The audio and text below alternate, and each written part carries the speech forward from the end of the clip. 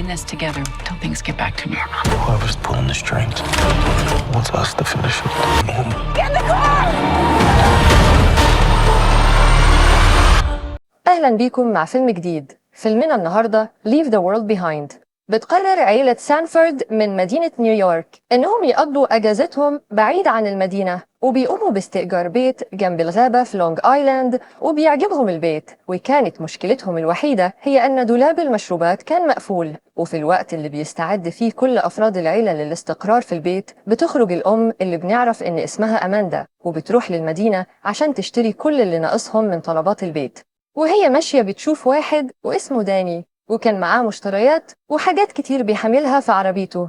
بعد كده العيلة بتروح لشط البحر، وهناك بنتهم روز بتشوف سفينة شحن ضخمة بتمر من بعيد وبتلفت انتباههم في البداية، لكن بعد كده بيتجاهلوها لحد ما بيكتشفوا إنها بقت قريبة جدا من الشط. وبيبدأ الناس في الهرب وهم حاسين بالذعر، وبيصرخوا مع خروج السفينة من البحر ودخولها في الرمل. لكن لحسن الحظ إن ما كانش في أي إصابات، لكن بيتم قفل الشط. ولما بترجع العيلة للبيت بيلاقوا إن الواي فاي مش شغال، وإن مفيش شبكة على موبايلاتهم أو حتى التلفزيون. بعدها أماندا وجوزها كلاي بيتفاجئوا لما بيشوفوا عدد من الغزلان، وكانت قريبة جدا من البيت، وبيتفائلوا لما بيشوفوها. ولما بيدخل الليل بتسمع أماندا صوت بره البيت، وفجأة بيظهر شخصين على بابهم، وبنشوف إن كلاي كان بيستعد لمواجهتهم، لكنهم بيتفاجئوا إن الشخصين دول كانوا عارفين أسمائهم، عشان يكتشفوا إنهم جورج رجل الأعمال وبنته روث أصحاب البيت اللي هما فيه دلوقتي.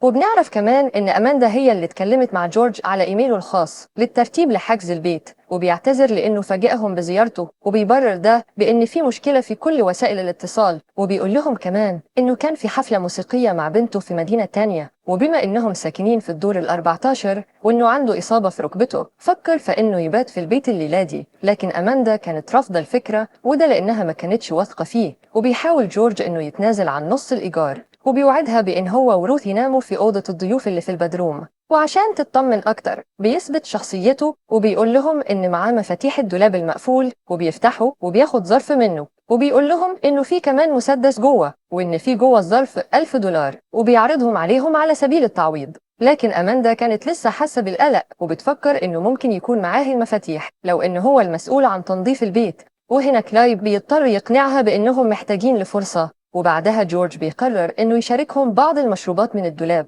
وبيحكي لهم قصة البيت، وبيقول لهم إن داني كان المقاول بتاعه، وإن كمان زوجته هجرته بسبب وظيفته. لكن أماندا بتقطع كلامه عشان تطلب منه بطاقته الشخصية، وبيقول لها جورج إنها كانت في محفظته في جاكيت تاني، وإنه نساه في المسرح بسبب الفوضى اللي حصلت.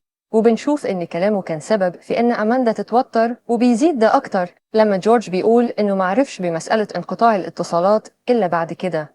وفجأة بيسمعوا جرس الإنذار، وبتروح روث عشان تشغل التلفزيون، وبيكتشفوا إن تم إعلان حالة الطوارئ في البلاد. وبكده ما كانش فيه أي اختيارات قدام أماندا غير إنها تسمح لجورج وبنته بإنهم يفضلوا في البيت. ولما بيروح جورج وبنته للأوضة اللي في البدروم، بنكتشف إن جورج كان يعرف حاجة، وده لأن عميل بالFBI حذره من إن في شيء هيحصل.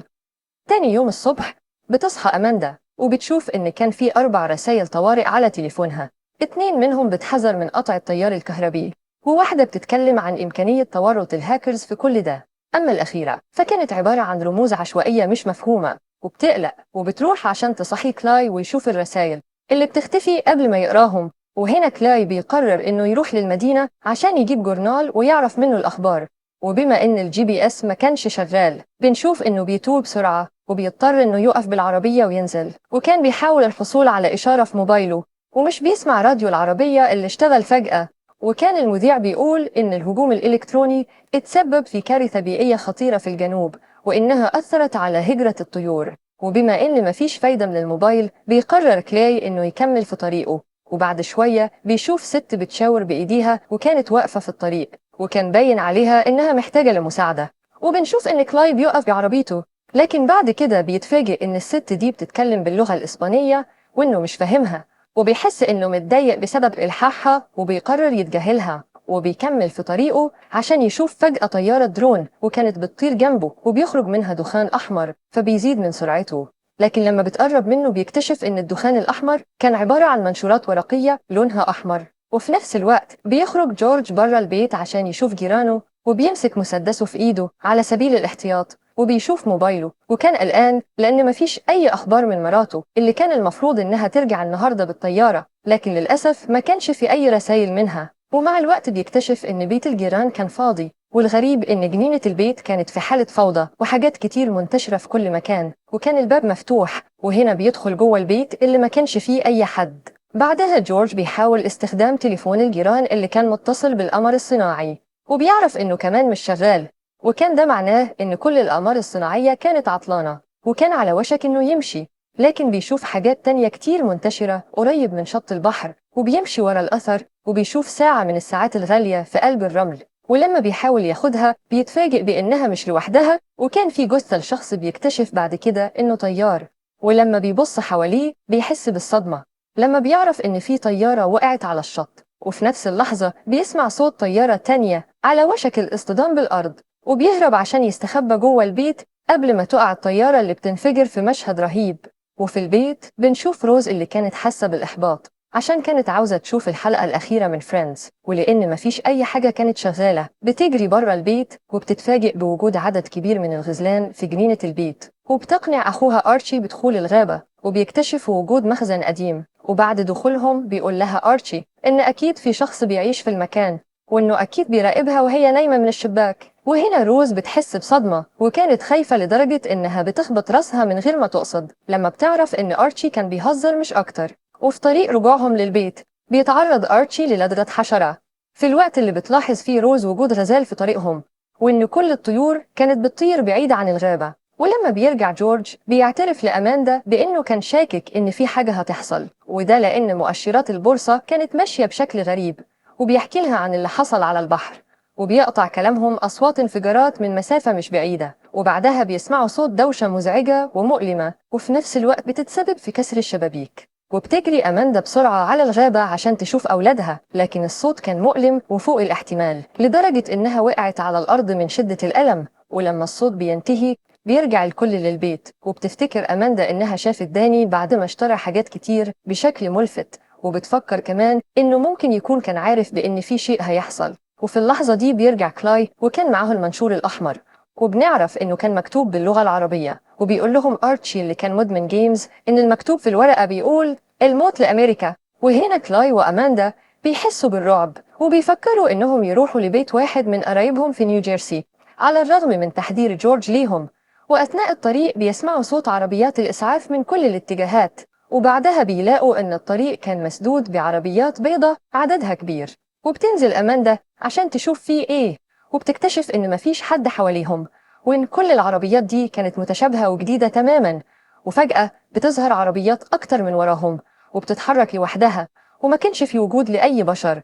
وهنا بترجع بسرعة لأسرتها وبتتحرك بالعربية في الوقت المناسب قبل ما يحصل تصادم بينهم وبين واحدة من العربيات اللي بتجري وبتصطدم في النهاية باللي واقفين في الطريق.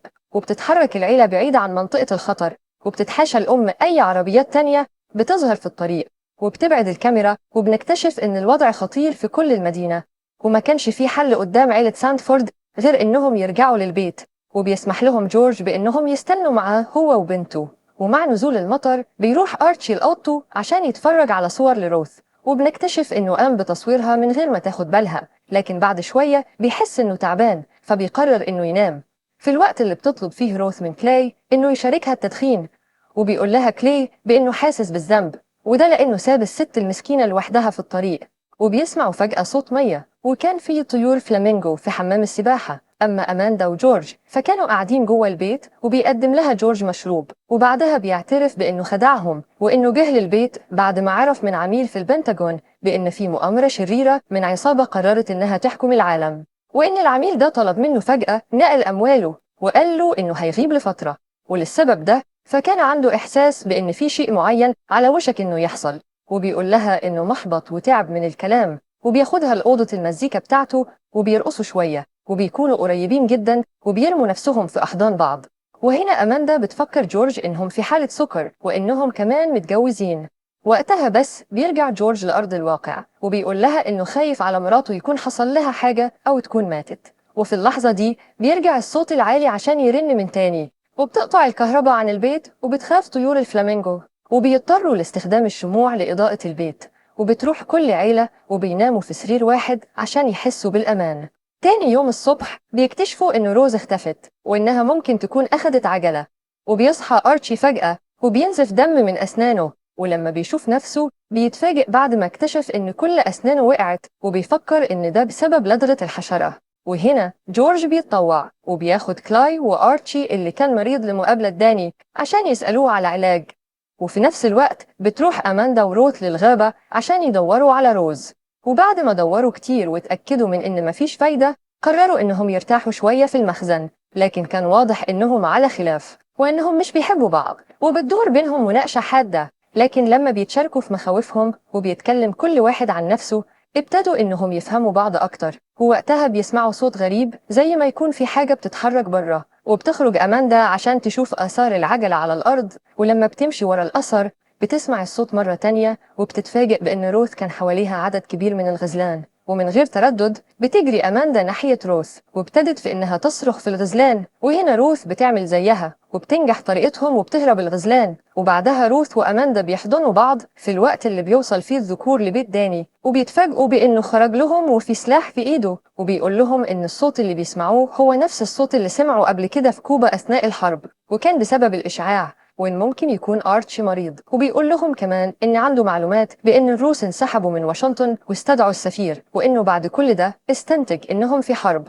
وبيقول لهم كمان إنه على الرغم من إنه هو وجورج أصحاب قدام، وحتى لو كان كلاي مستعد إنه يدفع فمش هيقدر يخاطر بعيلته لأنهم بالنسبة له أهم، وبيرفض مساعدتهم وبيعرض عليهم إنهم يروحوا لجيرانه اللي عندهم مخبأ. لكن جورج بيرفض إنه يمشي من غير الدواء وبيرفع سلاحه في وش صاحبه اللي بيرفع سلاحه هو كمان، وبيتأزم الموقف بينهم. وبيحاول كلاي إنه يقف بينهم وبيعترف بإنه شخص مفيش فايدة منه وإنه كمان بيرجوه عشان يديهم الدواء، وبيقول له كمان إنهم بيفكروا في نفس الشيء وهو حماية عيلتهم. وفي النهاية بيوافق داني أخيراً وبيقدم لهم الدواء في مقابل مبلغ من المال، وبياخد آرتشي الدواء في الوقت اللي بيتكلم في داني وبيقول إن كوريا الشمالية السبب في كل اللي بيحصل. وبيرد كلاي عشان يقوله إن إيران السبب وبيوريه المنشور الأحمر، لكن داني بيقوله إن له صديق في سان دييغو وإنه كلمه قبل قطع الاتصالات وعرف منه إن كان في طيارة درون كانت بترمي منشورات مكتوبة بلغات شرق آسيا زي الكورية والصينية،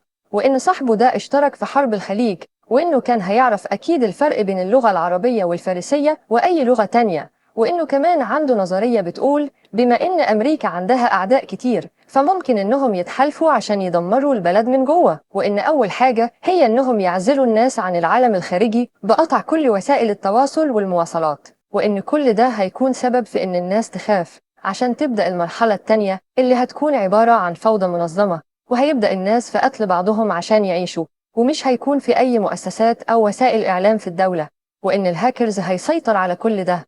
وبعدها هتبدأ المرحلة الثالثة اللي هتحصل لوحدها بإن البلد تنهار وتحصل حرب أهلية وانقلابات في كل مكان. وبعد كل ده بيتفق كلاي وجورج إنهم يفضلوا سوا وياخدوا أولادهم لمخبأ الجيران في الغابة. أما أماندا وروث ففضلوا يدوروا على روز وبيحسوا بصدمة كبيرة وبيتجمدوا في مكانهم لما بيشوفوا منهاتن وكانت بتتحرق، وبيسمعوا أصوات انفجارات وأنابل في كل مكان. في الوقت اللي بنكتشف فيه إن روز كانت في بيت حد من الجيران طول الوقت اللي فات، وإنها كسرت الباب عشان تدخل وبتستمتع بالأكل الكتير اللي كان موجود عندهم، لكن بعد كده بتبطل أكل لما بتسمع أمها وهي بتنادلها. وقبل ما تخرج من البيت بتشوف ضوء جاي من قبو البيت البدروم يعني، وبتنزل وبتمشي ورا الضوء عشان تكتشف وجود مخبأ للطوارئ، وكان مليان بكل الحاجات اللي ممكن يحتاج لها إنسان، لدرجة إن كان في جيم ومشتل زراعي، وكان في نظام إنذار للطوارئ، وكان بيطلب البقاء في مكان آمن عشان البيت الأبيض وعدد من مدن أمريكية مهمة بتتعرض للهجوم، وكان ده معناه انتشار الإشعاع في أماكن كتيرة وبالتالي موت ملايين من البشر. وفي النهاية بتكتشف روز إن كان في مجموعة ضخمة من أقراص DVD لأشهر أعمال هوليوود، واللي كان من ضمنها مسلسلها المفضل فريندز، وبتمسك قرص DVD اللي بتدور عليه وبتشوف أخيراً الحلقة الأخيرة من المسلسل، وهنا بينتهي الفيلم. كان معاكم الملخصات شو، ولو عجبكم الفيديو ما تنسوش الاشتراك في القناة. سلام.